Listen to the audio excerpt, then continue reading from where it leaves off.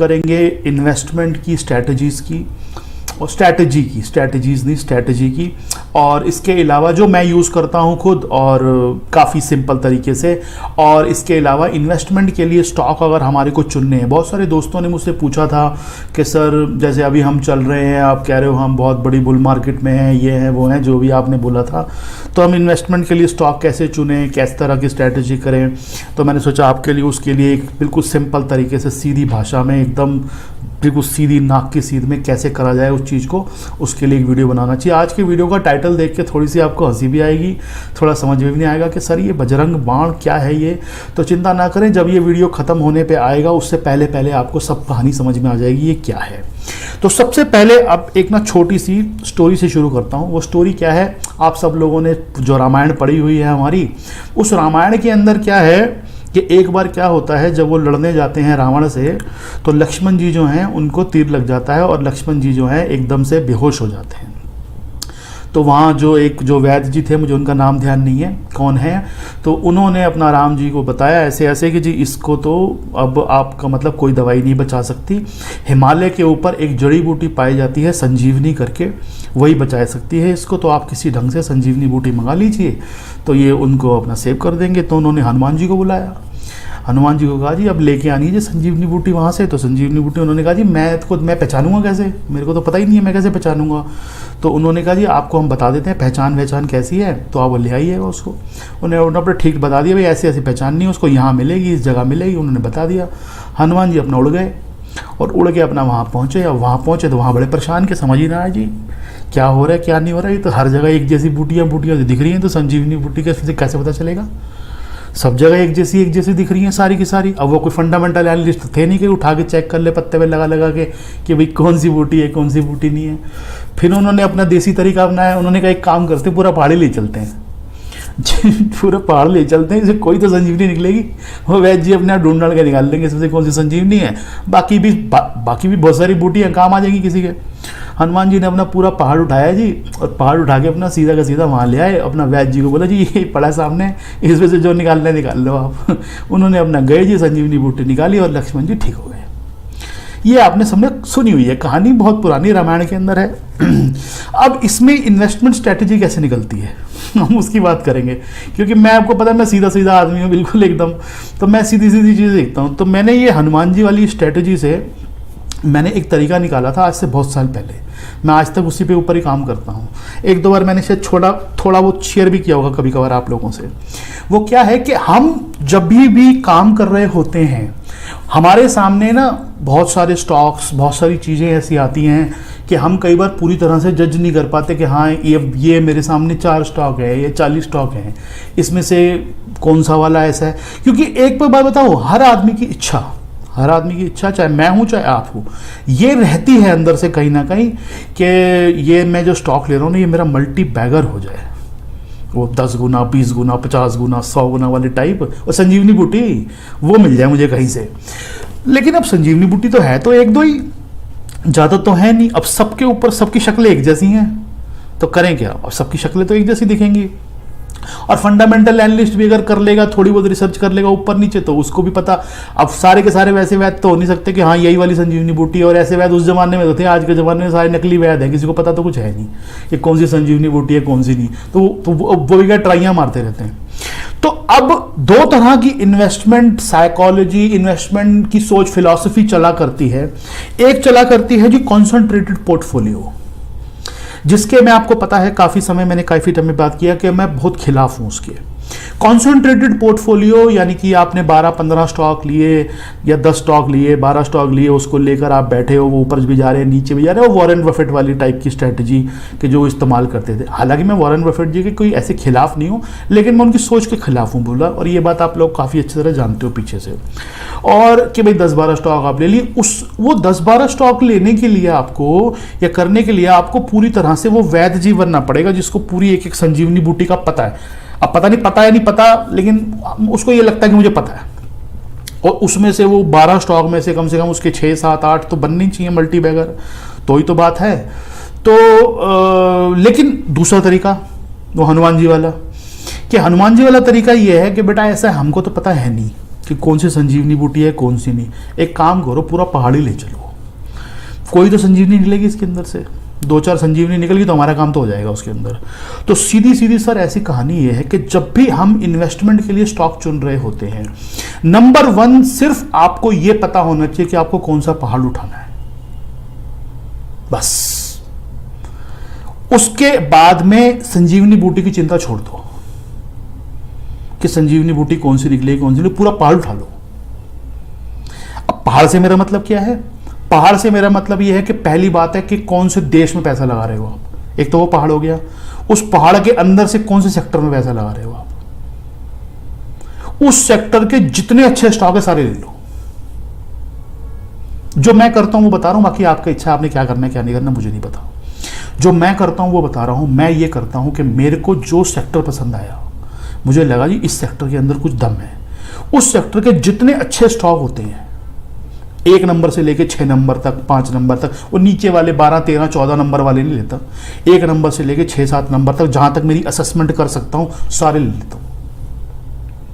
हनुमान जी वाली स्ट्रेटेजी कि बेटा ऐसा है, संजीवनी बूटी उसमें से कोई एक तो होगी, कोई तो होगी संजीवनी बूटी।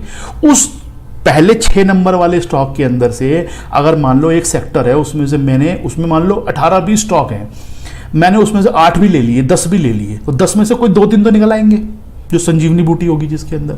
लेकिन अब वो पहले दिन मुझे ये 2 पता हो कि ये 2 कौन से हैं, मैं उस चक्कर में, उस एनालिसिस के अंदर पढ़ के अपना दिमाग का दही करके वो करूं, और उसके बाद मतलब 90% संभावना है कि मैं गलत निकलूंगा 1-2 में, तो कम से कम मैं तो गलत निकलूंगा। मैं इतना बड़ा वैद नहीं हूं, और मुझे ऐसा लगता है कि कोई भी इतना बड़ा वैद नहीं है। जितने बनते हैं वैद वो सारे के सारे बाद में फेल हो जाते हैं, वो बाद में खुद ही यहाँ वहाँ घूम रहे होते हैं, उनको वो लेते ये वाला है और पता चलता चल ये गया।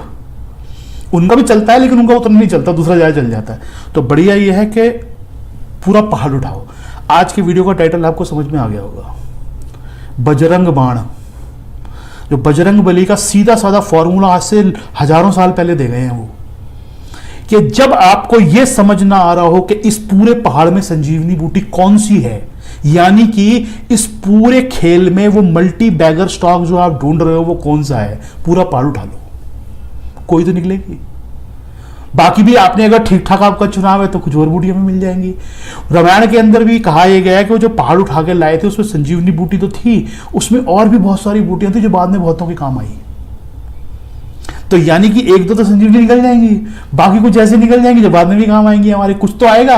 अब एक 50 गुना हो गया, दूसरा भी तो 8-10 गुना हो ही जाएगा, तो कोई तो निकलेंगे सारे के सारे। तो बेटर नंबर 1 सिर्फ ये, हनुमान जी को ये पता था कि कौन सा पहाड़ लाना है, उस पहाड़ में कौन सी बूटी लानी है उनको नहीं पता था, तो वो पूरा पहाड़ उठाना है। बस आपको पहाड़ चुनना है। पहले नंबर का पहाड़ ये है कि आप किस देश में पैसा लगा रहे हो। देश का मतलब आपके जो इकॉनमी है, कौन सी इकॉनमी में है, क्या सिस्टम है उसका, अगर वहां पर आपकी क्लैरिटी है। दूसरा पहाड़ सेक्टर वाइज, उसमें कौन से चलने की प्रोबेबिलिटी ज़्यादा है, किस तरफ की चीज़ ज़्यादा चल सकती हैं, कैसे काम कर सकती हैं। एक बार अगर उस तरफ की क्लैरिटी हो गई, फिर बिल्कुल माइक्रो में घुसने की कोई ज़रूरत नहीं है, बिल्कुल माइक्रो ए लेवल के ऊपर जाने की कोई ज़रूरत नहीं है। बिल्कुल बेहुदा काम है मेरे हिसाब से माइक्रो में जाना। सिर्फ करना क्या है हमारे को कि हमने उस पहाड़ को उठा लिया, उस पहाड़ के अंदर से हमारे को पता है ये 10, बस ये ध्यान रखना है कि कोई उसमें से एक आध ऐसा हो सकता है जो कचरा निकल आए, हमें लगे था वो बूटी है लेकिन वो थी कचरा, उसको हमें काट देना है। बाद में वो बता देगा, अपने मुंह से ही बता देगा वो थोड़े टाइम बाद कि हाँ भैया मेरे को मेरी शक्ल चुकल पे लिखा था खाली बूटी, मैं हूँ नहीं कोई बूटी वूटी, मैं तो खाली कचरा हूँ, मैं तो घास फूस हूँ जिसको खाते हैं गाय वाय, वो हूँ मैं। उसको आप काट दो और वो पैसा अपनी जो बाकी आपकी संजीवनी बूटियां टाइप की हैं, कुछ चीजें पता नहीं कौन सी है, उनमें अपना पैसा लगा दो आप। तो ये हनुमान जी वाली टेक्निक इस्तेमाल करनी है, पूरा पहाड़ उठाना है और उस पहाड़ के अंदर से सारा काम करना है। ये हो गई आपकी स्ट्रैटेजी कि किस स्ट्रैटेजी से, इसके अंदर फायदे क्या हैं आप सोचो। इसके अंदर आपको याद होगा एक बार मैं शंकर शर्मा सर के साथ में एक वीडियो हमने किया था शूट, उन्होंने भी यही बात बोली थी और तब भी मैंने उनको कहा था कि मैं भी बिल्कुल सेम ही करता हूं, वो भी वही करते हैं बाई चांस।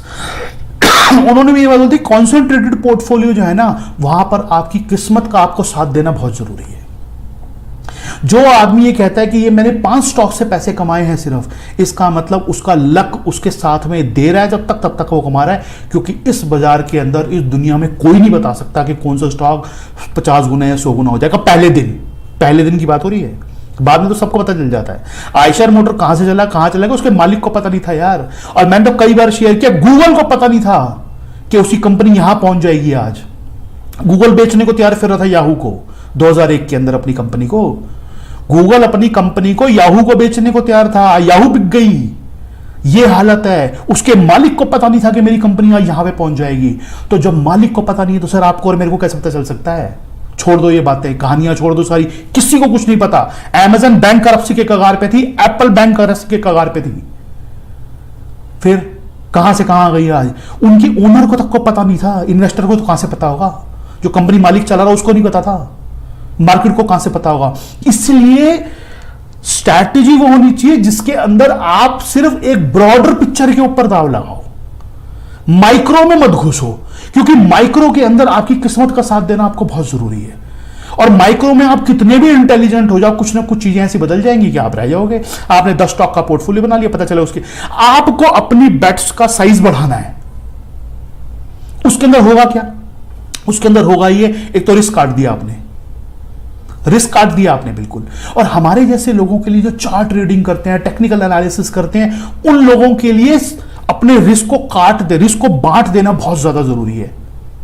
क्योंकि मेरे को पता नहीं है कंपनी के फंडामेंटल के अंदर क्या चीजें गड़बड़ हो रही हैं। मैं तो चार्ट पढ़ूंगा, जब भाव में आएगा तब पता चलेगा। चलो मैं थोड़ा एग्रेसिव भी हूं, थोड़ा सा मुझे पहले पता चल जाता है, थोड़ा सा इंफॉर्मेशन में गैदर करता रहता हूं, वो अब तो मुझे पता चल जाएगा। लेकिन फिर भी मैं कभी ये नहीं पता चला पाऊंगा शायद कि ये कंपनी जो है, चार्ट बेसिस पे, प्योरली चार्ट बेसिस पे कह रहा हूं मैं, ये कभी पता नहीं चला पाऊंगा कि ये कंपनी 50-100 गुना हो सकती है। चार्ट बेसिस के ऊपर आपको ये दिख जाएगा, हाँ ठीक है यार, यहां से डबल हो जाएगी, ट्रिपल हो जाएगी, और तो क्या होगा भाई, यही पता चला लोगे। लेकिन 300 रुपए का आयशर मोटर 30,000 हो जाएगा, ये थोड़ा पता चलेगा? ये नहीं पता चलेगा सर चार्ट के ऊपर। लेकिन आप बस ये पता चला लोगे, हाँ ठीक है भाई, यहां से दुगना तिगुना हो जाएगा चार्ट, और तो क्या हो जाएगा। लेकिन वो एक तो बात पहले कि कंपनी वाले को नहीं पता, उसके मालिक को। दूसरा बात, कोई फंडामेंटल एनालिस्ट का बात नहीं बता सकता ये कंपनी के कहां जाएगी। जब किसी को कुछ पता ही नहीं है तो फिर हमको सीधी सीधी काम करने में क्या दिक्कत है? डिसिप्लिन हमारे को अपना चार्ट वाला रखना है, सीधी सीधी बात। दूसरी बात, उठा लो पूरा पहाड़, उस पहाड़ के अंदर से कोई 2-4 ऐसी संजीवनी बूटियां मिल जाएंगी जो 100 गुना हो जाएंगी आपकी। बाकी भी 5-7, 2-4 कुछ हो ही जाएंगी, एक तो कचरा निकलेगा उसको काट देंगे।